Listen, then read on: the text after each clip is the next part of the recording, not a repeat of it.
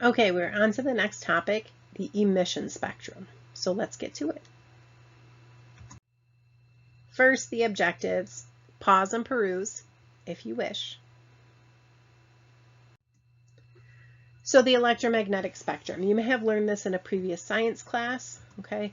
But it's all the frequencies or wavelengths of electromagnetic radiation. So from gamma rays all the way to radio waves, and there's this narrow band called the visible spectrum, which includes the colors of the rainbow, Roy G. Biv.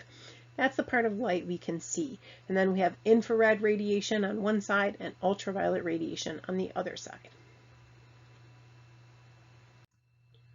Red light has low frequency, less energy, and long wavelength. So red like this. Violet has high frequency, more energy, and a shorter wavelength. The photoelectric effect, what does that mean? That means when light strikes a metal, electrons are released. But the light needs to be at a high enough frequency, have enough energy, otherwise it doesn't happen. So the light has to have enough energy to actually cause those electrons to bounce off. What is light emission then? Well, when a high voltage current is passed through a tube of hydrogen gas, for example, you're going to see a lavender colored light. Okay, not white light like we're used to. You're going to see a lavender color. Different gases will produce different colored light. So helium, neon, argon, krypton, xenon, different. In a lab, we can use flame tests to see light emissions for elements. Different elements are going to produce different color flame when heated. Light emissions are also used in fireworks. Different elements are put in different fireworks to produce different colors. Chemistry, science. You want to be in pyrotechnics? You need to know chemistry. Okay, we've been talking about light emission, but now let's talk about the line emission spectrum, and that's most often what you'll see related to this content. All right, so remember hydrogen produced that lavender light? So let's take that lavender light produced by hydrogen and pass it through a prism. What will happen is that lavender light will separate out into its individual colors. So you're going to see a spectrum of a few colors, and those colors are going to show up as individual lines, hence line emission spectrum. So here are some line emission spectrums. So you can see hydrogen, helium, other elements here. Every element produces a different line emission spectrum. It's like a fingerprint. It can be used to identify the element. So again, the line emission spectrum can be used to identify an element. And you can see when you look at the line emission spectrum, some of the colors, some of the lines are brighter and wider than others. Okay, we're going to talk about how you get those line emission spectrums. Okay, so we got to go back a little bit. So remember, valence electrons are electrons found in the outermost shell or outermost energy level of an atom. And valence electrons determine those chemical properties of an element, like with bonds and chemical reactions. Niels Bohr, 1903, he realized that electrons moving from a low energy level to a high energy level absorb energy. So to go up a ladder, you got to add energy in. And electrons at a higher energy level are unstable. So imagine jumping from the ground to the tippy top of a ladder. A little shaky, a little unstable. When an electron moves back to a lower energy level, it gives off some energy as energy is released. So to get up to the high energy level, I got to add energy in. It's absorbed. That's endothermic. And then when it drops back down from that high energy level where it's unstable and is like really shaky and goes back down to a lower energy level, it releases energy. That's exothermic. And that energy is released as light with a specific wavelength. What does that mean? What is it tied to? Well, it's tied to how many energy levels it fell and from what energy level to what energy level. So if it fell from 4 to 3, that would be a different color than if it fell from 4 to 2. or a different color than if it fell from 2 to 1, or a different color than if it fell from 5 down to 1, okay? So electrons have a ground state. That's the lowest possible energy level. So plant your feet on the ground, stable. When it is an excited state, that electron is excited, it's gained energy, it's at a higher energy level, okay? And when it falls back down to the ground to be stable, it will release a specific amount of energy, a specific color of light, as it falls back down to that ground state. The energy produces that line emission spectrum. Okay, so here's a visual representation of how it happens. You can see that each color, each line in that line emission spectrum is a different wavelength of light. And it came from an electron falling from a specific energy level to another energy level. So the electron was at ground state, on the ground, stable. Added energy, and it jumped up and it was excited, but it was so unstable up there, it fell back down to the ground. And when it fell to the ground, it released energy as light. Okay, so if it fell from 6 to 1, different color, 4 to 2, different color. So each color represents a specific amount of energy released as an electron fell from excited state back down to ground state.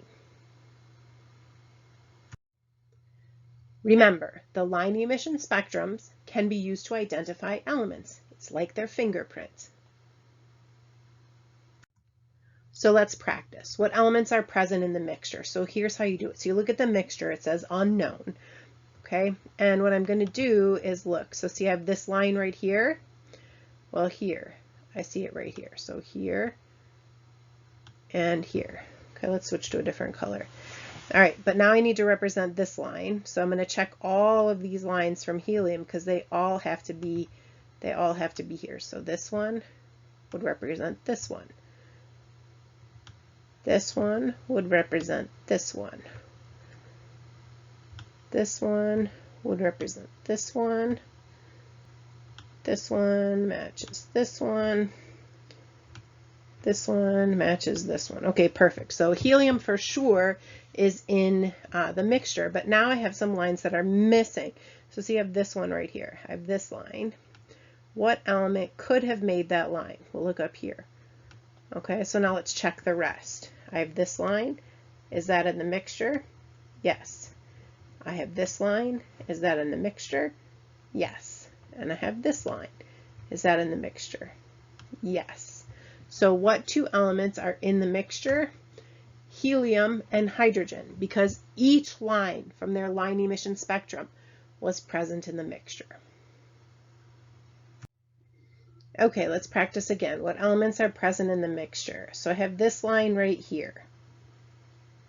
Okay, well, it could either be from C or D, so now I have to check. Okay, so now I'm going to go to the next one and look at this line. It's not even in the sample, so now I know I can cross out D. It can't be there. Also, look at this. Element A has a line here. It's not in my mixture. Get rid of that. Okay, so it seems like B and C should be it. So remember this first line? That's here.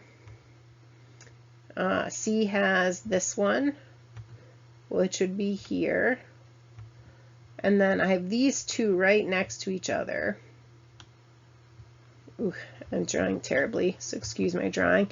Which would be this one and this one.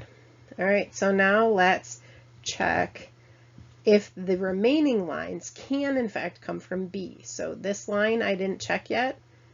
Yep, that's B. This line I didn't check yet.